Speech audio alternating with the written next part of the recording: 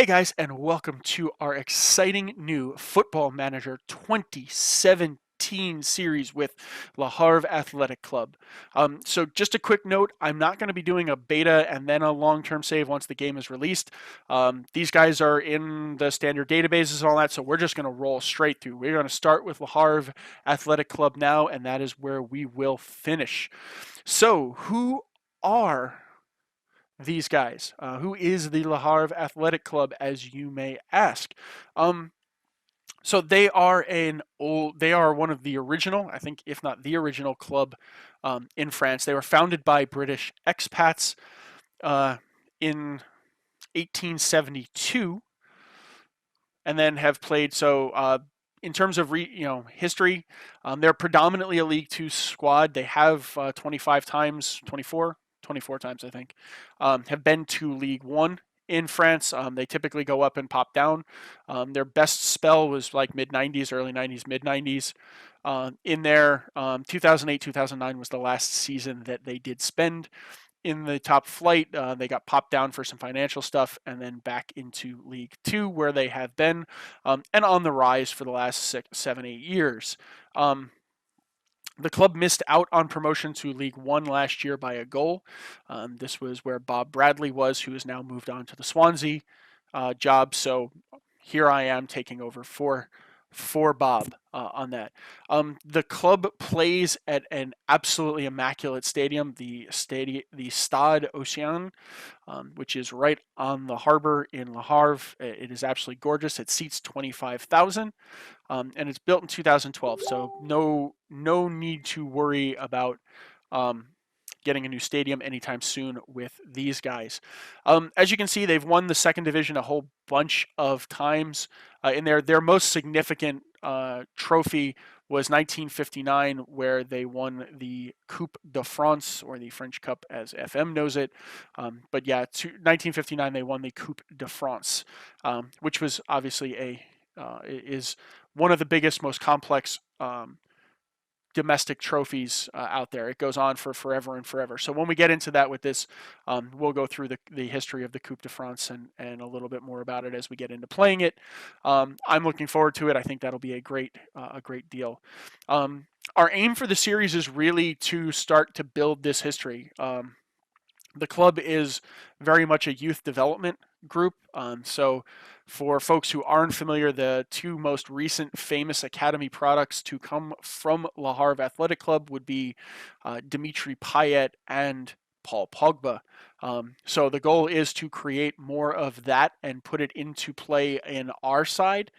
Obviously, we're going to have to look at times to be selling some of them for money to keep the club rolling and to really give us the tools to do amazing things. But the goal is to bring strong French youth into the club and into the side and try and play with as much of a homegrown domestic product as possible. In our aims to get into League One, that's the first one.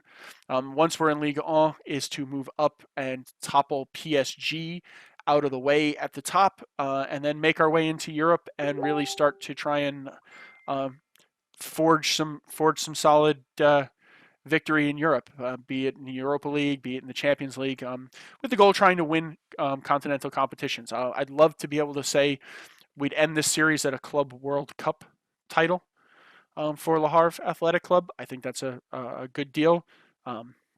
But I really want to start to really establish some history. So I'd like to start winning some silverware, be it Coupe de la Ligue or Coupe de France titles, as well as getting in and starting to push PSG off the top of the table in Ligue 1 on there. So just a quick look. Financially, we're about $500,000 over the wage bill.